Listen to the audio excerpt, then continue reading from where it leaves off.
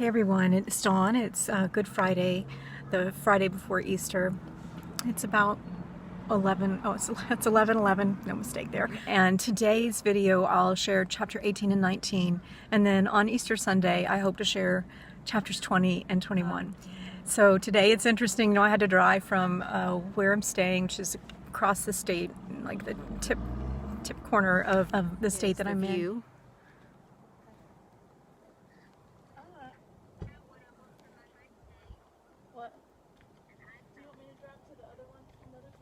So this will be home for the next 3 months or so. It's pretty cool. And I'm actually right now within a few miles of where I lived for those years by the lake. But clearly, my intention was, I'm going to get to nature to have my communing time around the middle of the day. And in some ways I'm like, darn it, it's not happening.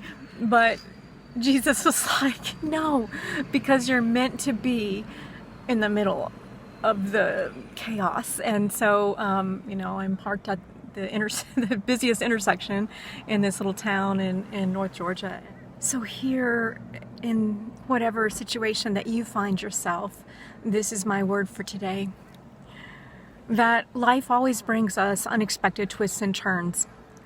It never goes according to plan. And what Jesus would and did say, and I believe is saying now in our time, is that it is very much about a presence to walking in the way, to trusting life, to knowing that the life that is within you is what will lead you forward, and that when you have the courage to come into union with that life and life to the full, then something happens.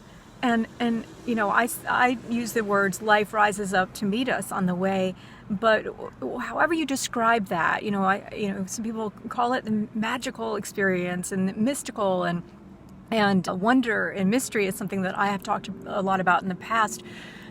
But sometimes it doesn't look like that. Sometimes it feels like I'm in the middle of a damn busy intersection and I want to be by the river. Thank you very much. And it's about learning to be present to that. So I just wanted to say that brief word. I will share in this video a portion of Gospel of John, and then in the next video I will wrap up with those last two chapters that I love so much, and perhaps share some more. Whether I do or I do not, I just want to say that this is definitely a time where each one of us has the invitation to enter into a deep peace. There's a beautiful song, I forget who sings it, it's a Celtic melody, and I'm sure many of you have heard the blessing, deep peace of the rolling wave to you, deep peace. A long time ago, before I lived in Ireland, when I was much younger, I used to love that. I had a journal with that on it, and I loved, because peace is something that I really haven't experienced much of. Peace and contentment, I would say, they're foreign to me in many ways. The love, yes, I know that. The joy, I have moments of that, the wonder and the mystery and the celebration of life. And moments, tiny, tiny moments of peace. But it's something that seems so elusive to me and has always. And so this beautiful Celtic blessing has been in my heart as I've been driving this morning, deep peace of the rolling wave to you, deep peace. So wherever you are, deep peace to you. And Jesus is very much showing me, and this morning in particular, that deep peace does not require any certain fixed notion of what we associate with deep peace. For example, I associate deep peace with sitting by the ocean, or with hiking up a mountain and sitting by a waterfall and listening to the tumbling waters, or at times just laying on the ground. And particularly I remember times in France and in Ireland where the land itself was echoing with this beauty, and I just wanted to be one with that and give my life to it and allow my life to receive from the life that was within the land. And so all of those are things that I particularly associate with peace. I mean, for you, it might be sitting in a sanctuary somewhere. It might be a time of meditation and prayer, or it might be a certain activity, or being in a certain environment or with certain people. But what Jesus is saying very much, and I can't really articulate this just yet in words, but it's more of a encapsulating image that he's inviting me to step into, not so much that he's just showing me this time. It's like that it must be an openness from that sacred heart within us, an opening to, not only walking in the way that I talk about frequently, but being the way, and allowing that way to kind of be lived through us, and allowing ourselves, it's that cycle of giving and receiving, allowing ourselves to be surrendered, but not in a weak way or a just willy-nilly blown about by the wind kind of way. More standing, knowing that any step is going to be met with grace and life to the full. Not just in a way that meets our basic needs, but in a way that fills us and that allows us to give more and more. So I'm going to end this one here. I will now share chapters from the Gospel of John.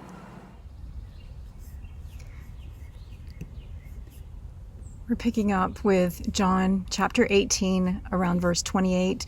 Peter has just denied Jesus 3 times as he was warming himself by the fire, and the rooster has crowed. Then the Jewish leaders took Jesus from Caiaphas to the palace of the Roman governor. By now it was early morning, and to avoid ceremonial uncleanness, they did not enter the palace because they wanted to be able to eat the Passover. So Pilate came out to them and asked, "What charges are you bringing against this man?" "If he were not a criminal," they replied, "we would not have handed him over to you." Pilate said, "Take him yourselves and judge him by your own law." "But we have no right to execute anyone," they objected. This took place to fulfill what Jesus had said about the kind of death he was going to die. Pilate then went back inside the palace, summoned Jesus, and asked him, "Are you the king of the Jews?" "Is that your own idea?" asked Jesus, "or did others talk to you about me?" "Am I a Jew?" Pilate replied. "Your own people and chief priests handed you over to me. What is it you have done?" Jesus said, "My kingdom is not of this world. If it were, my servants would fight to prevent my arrest by the Jewish leaders, but now my kingdom is from another place." "You are a king then," said Pilate. Jesus answered, "You say that I am a king. In fact, the reason I was born and came into the world is to testify to the truth. Everyone on the side of truth listens to me." "What is truth?" retorted Pilate. With this, he went out again to the Jews gathered there and said, "I find no basis for a charge against him, but it is your custom for me to release to you one prisoner at the time of the Passover. Do you want me to release the king of the Jews?" They shouted back, "No, not him. Give us Barabbas." Now Barabbas had taken part in an uprising. Then Pilate took Jesus and had him flogged. The soldiers twisted together a crown of thorns and put it on his head. They clothed him in a purple robe and went up to him again and again, saying, "Hail, King of the Jews!" And they slapped him on the face. Once more Pilate came out and said to the Jews gathered there, "Look, I am bringing him out to you to let you know that I find no basis for a charge against him." When Jesus came out wearing the crown of thorns and the purple robe, Pilate said to them, "Here is the man." As soon as the chief priests and their officials saw him, they shouted, "Crucify, crucify." But Pilate answered, "You take him and crucify him. As for me, I find no basis for a charge against him." The Jewish leaders insisted, "We have a law, and according to that law he must die, because he claimed to be the Son of God." When Pilate heard this, he was even more afraid, and he went back inside the palace. "Where do you come from?" he asked Jesus. But Jesus gave him no answer. "Do you refuse to speak to me?" Pilate said. "Don't you realize I have the power to either free you or to crucify you?" Jesus answered, "You would have no power over me if it were not given to you from above. Therefore, the one who handed me over to you is guilty of a greater sin." From then on, Pilate tried to set Jesus free, But the Jewish leaders kept shouting, "If you let this man go, you are no friend of Caesar. Anyone who claims to be a king opposes Caesar." When Pilate heard this, he brought Jesus out and sat down on the judge's seat at a place known as the Stone Pavement, which is in Aramaic, Gabbatha. It was the day of preparation of the Passover. It was about noon. "Here is your king," Pilate said to the Jews. But they shouted, "Take him away, crucify him." "Shall I crucify your king?" Pilate asked. "We have no king but Caesar," the chief priests answered. Finally, Pilate handed him over to them to be crucified. So the soldiers took charge of Jesus. Carrying his own cross, he went out of the palace to the place of the skull, which is in Aramaic called Golgotha. There they crucified him with 2 others, one on each side and Jesus in the middle. Pilate had a notice prepared and fastened to the cross. It read, "Jesus of Nazareth, the King of the Jews." Many of the Jews read the sign, for the place where Jesus was crucified was near the city, and the sign was written in Aramaic, Latin, and Greek. The chief priests of the Jews protested to Pilate, "Do not write the King of the Jews, but that this man claimed to be the King of the Jews." Pilate answered, "What I have written, I have written." When the soldiers crucified Jesus, they took his clothes, dividing them into 4 shares, one for each of them, with the undergarment remaining. The garment was seamless, woven in one piece from top to bottom. "Let's not tear it," they said to one another. "Let's decide by lot who will get it." This happened that the scripture might be fulfilled that said, "They divided my clothes among them and cast lots for my garment." So this is what the soldiers did. Near the cross of Jesus stood his mother's sister, Mary, the wife of Clopas, and Mary Magdalene. When Jesus saw his mother there and the disciple whom he loved standing nearby, he said to her, "Woman, here is your son," and to the disciple, "Here is your mother." From that time on, the disciple took her into his home. Later, knowing that everything had now been finished, so that the scripture would be fulfilled, Jesus said, "I am thirsty." A jar of wine vinegar was there, so they soaked a sponge in it, put the sponge on the stalk of the hyssop plant, and lifted it to Jesus' lips. When he had received the drink, Jesus said, "It is finished." With that, he bowed his head and gave up his spirit. Now it was the day of preparation, and the next day was to be a special Sabbath. Because the Jewish leaders did not want the bodies left on the crosses during the Sabbath, they asked Pilate to have the legs broken and the bodies taken down. The soldiers therefore came and broke the legs of the first man who had been crucified with Jesus, and then those of the other. But when they came to Jesus and found that he was already dead, they did not break his legs. Instead, one of the soldiers pierced Jesus' side with his spear, bringing a sudden flow of blood and water.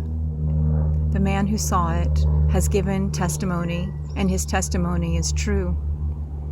He knows that he tells the truth, and he testifies so that you also may believe. These things happened so that the scripture would be fulfilled. Not one of his bones would be broken. And as another scripture says, they will look on the one they have pierced. Later, Joseph of Arimathea asked Pilate for the body of Jesus. Now Joseph was a disciple of Jesus, but secretly, because he feared the Jewish leaders. With Pilate's permission, he came and took the body away. He was accompanied by Nicodemus, the man who had early visited Jesus by night. Nicodemus brought a mixture of myrrh and aloes, about 75 pounds. Taking Jesus' body, the 2 of them wrapped it with the spices and strips of linen. This was in accordance with the Jewish burial customs. At the place where Jesus was crucified, there was a garden, and in the garden a new tomb, in which no one had ever been laid.